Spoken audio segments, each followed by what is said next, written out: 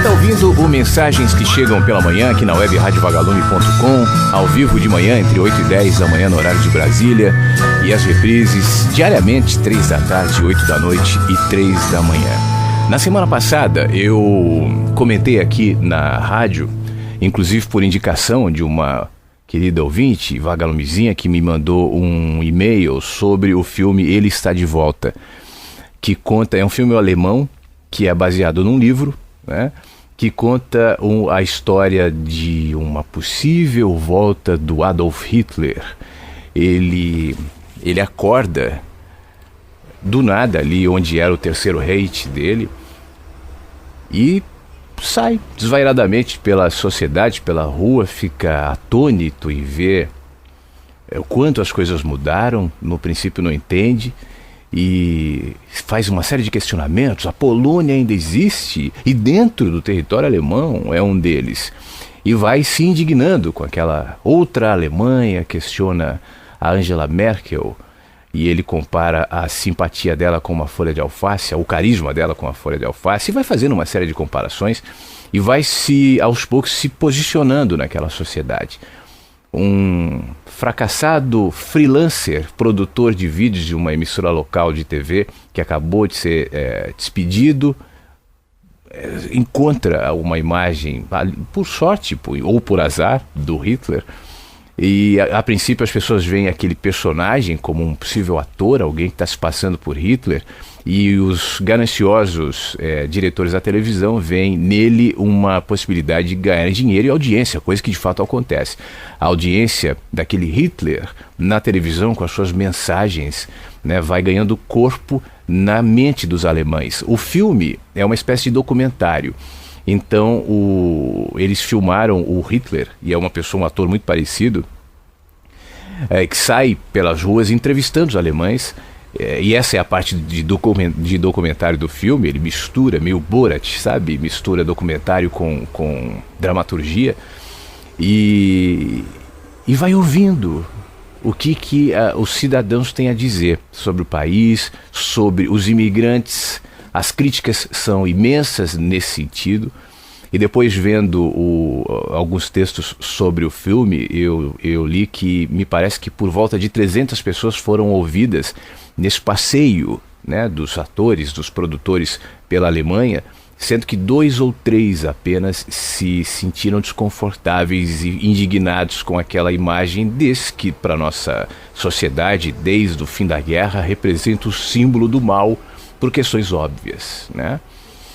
Mas o que isso me suscitou? É engraçado que eu já estava pensando nisso no fim de semana. Eu tinha gravado um vídeo para falar sobre isso, e eu cheguei a subir o vídeo, mas eu não publiquei porque depois de ver o filme eu achei que ele mereceria uma outra conotação, apesar da reflexão ser a mesma.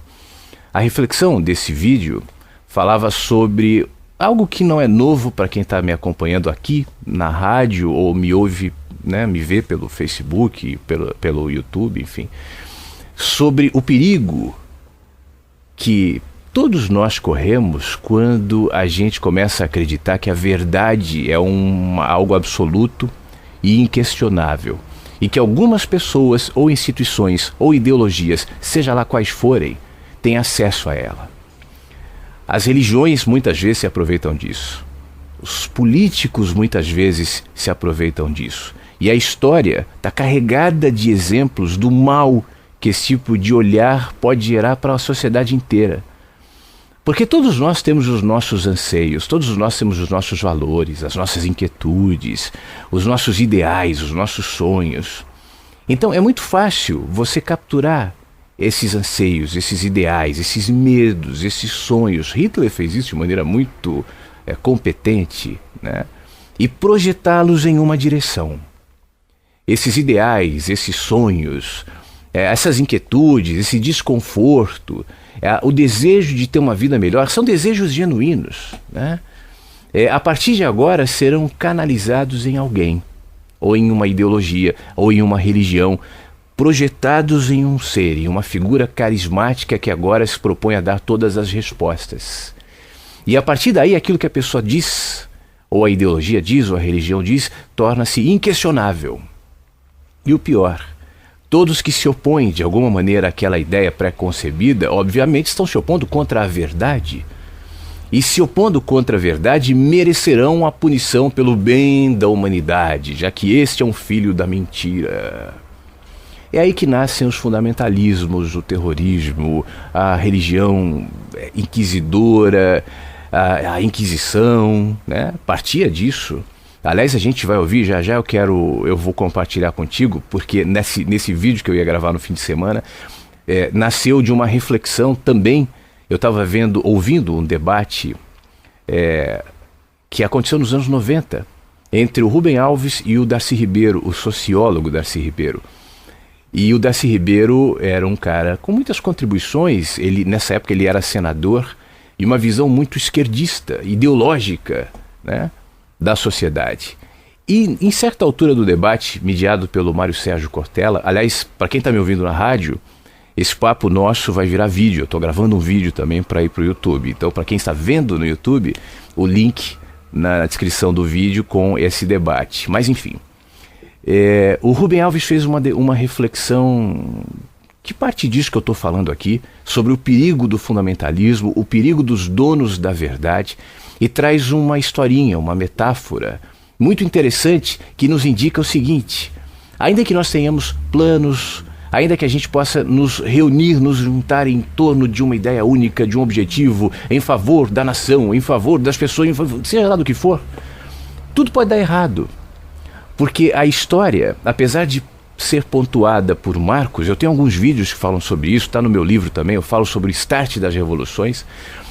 Na realidade, as revoluções, mesmo, ainda que sejam identificadas com esses marcos que há pouco eu falei, acontecem de pequenos movimentos individuais, que a gente não tem acesso, que a gente não tem nem ideia. De repente, um dia que você saiu mais cedo de casa, por uma série de conjunturas e de desencadeamentos, gerou uma revolução, lá adiante, que você, vendo aquela revolução inteira, não tinha ideia de que o start dela foi o que você saiu mais cedo, 15 minutos mais cedo, há 2 anos de casa. Por ter saído 15 minutos mais cedo de casa, você atravessou um farol que você não atravessaria, um carro que vinha atrás diminuiu a velocidade para você passar, e por diminuir a velocidade, aquele motorista mais adiante se envolveu num acidente, e o acidente, e aí vai gerando, até que aconteceu determinada revolução. A história não é algo lógico, a história não é algo matemático, portanto, diante da nossa impossibilidade de lidar com a história de maneira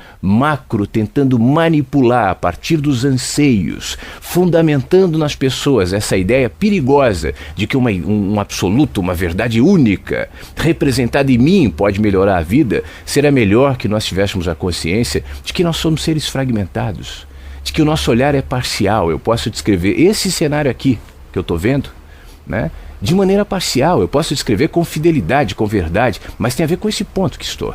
Se daqui a pouco eu me desloco para lá ou para cá, se eu mudo o ponto onde eu estou, a minha visão em relação a ele muda, porque os olhares são muitos, porque eu sou um ser que vive no tempo e no espaço, eu e você e todos nós, e tudo aquilo que nós podemos chamar de verdade é um fragmento de uma verdade única. Enfim, se tem uma verdade única, eu e você não temos acesso a ela. Eu sou o ponto de onde vejo. E tudo que eu vejo e tudo que eu descrevo tem a ver comigo. Com o ponto de onde vejo, eu me movimento e o ponto muda. E a descrição muda. E o cenário muda. Então como é que eu posso, diante disso, dizer a você: a verdade é esta? A verdade é aquela representada por mim ou pelo que eu digo?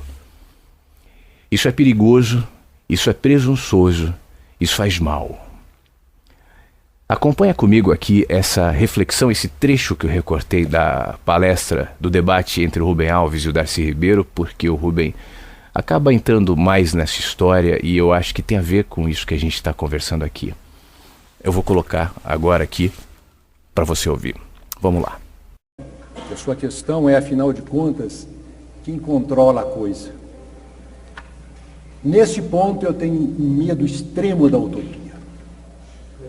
Quando você examina a história, você verifica o seguinte, que as grandes ditaduras, as mais cruéis, isso é uma observação que faz o Milan Kundera, elas não foram feitas por pessoas cruéis, mas foram feitas por pessoas que falavam em nome do povo que diziam haver descoberto qual era o desejo do povo. Assim foi na Inquisição. A igreja tinha uma visão clara do céu. Ora, se eu tenho uma visão clara do céu, se eu sei o que é a verdade, se eu descobrir qual é a utopia verdadeira, então todas aquelas pessoas que são contra a minha utopia, elas são inimigas de Deus, elas devem ser eliminadas. E se vocês examinarem a história, vocês vão ver que esse padrão se repete. Quer dizer, no momento em que eu tenho uma visão clara do paraíso, há um mecanismo cruel de eliminação de todos aqueles que são contrários a essa visão de paraíso, né? Você veja, a República de Platão não era democrática. Os filósofos não são democráticos. Deus não é democrático. Aliás, uma coisa curiosa, né? O pessoal aí de esquerda fica falando Deus, democracia. Só existe democracia numa sociedade em que Deus morreu. Porque Deus não é democrático. A Santíssima Trindade não é democrática. A gente tem democracia quando a gente não tem mais um padrão absoluto, então a gente tem de fazer acordos. Então, a ideia de uma utopia fixa é muito contrário ao espírito democrático, porque o espírito democrático significa o quê? Um processo de reformulação permanente dos padrões e dos valores, que não admite que exista essa planificação. Temos um plano para o nosso Brasil, vamos realizar esse plano para o Brasil. Isso eu não acredito. E se vocês me permitirem um minutinho, eu quero contar uma história oriental. Que me foi contada por um paciente. Você vê, grande fonte da minha inspiração é lá no meu consultório, né? Eu sou psicanalista, um paciente me contou essa história. Um homem era muito rico, fazendeiro, e morreu, deixou a sua propriedade para os seus filhos. Todos os filhos receberam terras maravilhosas, menos o mais jovem, que recebeu um charco. Vieram os amigos dele, começaram a chorar e dizer: oh, desgraça, seus irmãos ficaram ricos, você ficou pobre. Ele disse: se é bom, se é mal, só o futuro dirá. Passou o tempo, veio uma grande seca para aquela terra, as terras dos irmãos ficaram completamente secas e a dele se transformou num oásis. Ele comprou um cavalo branco importado, ficou rico, foi aquela felicidade. Vieram os amigos: oh, felicidade, agora você é um homem muito rico, que felicidade. Ele disse: se é bom ou se é mal, só o futuro dirá. No dia seguinte o cavalo branco fugiu e ele ficou pobre. Os amigos começaram a chorar: oh, que desgraça, você investiu tanto dinheiro nesse cavalo, ele fugiu. Ele disse: se é bom ou se é mal, só o futuro dirá. Uma semana depois, o cavalo voltou com 10 cavalos negros maravilhosos. Foi aquela festa, vieram os amigos, disseram: mas que coisa fantástica, você está 10 vezes mais rico, que felicidade. Ele disse: se é bom ou se é mal, só o futuro dirá. No dia seguinte, o filho dele, desajuizado, resolveu montar um cavalo selvagem. O cavalo jogou no chão, quebrou a perna. Vieram os amigos: oh, que desgraça, seu filho sem juízo montou o cavalo, quebrou a perna. Ele disse: se é bom ou se é mal, só o futuro dirá. No dia seguinte, vieram os soldados do rei para levar os jovens para a guerra. Levaram todos os jovens, menos o filho dele que ficou. Vieram os amigos e disseram: oh, que feliz. Eu estou dizendo isso pelo seguinte: é assim que eu entendo os projetos políticos. A gente tem um projeto político, agora nós temos a visão, é isso que vai ser bom. Se é bom ou se é mal, só o futuro dirá.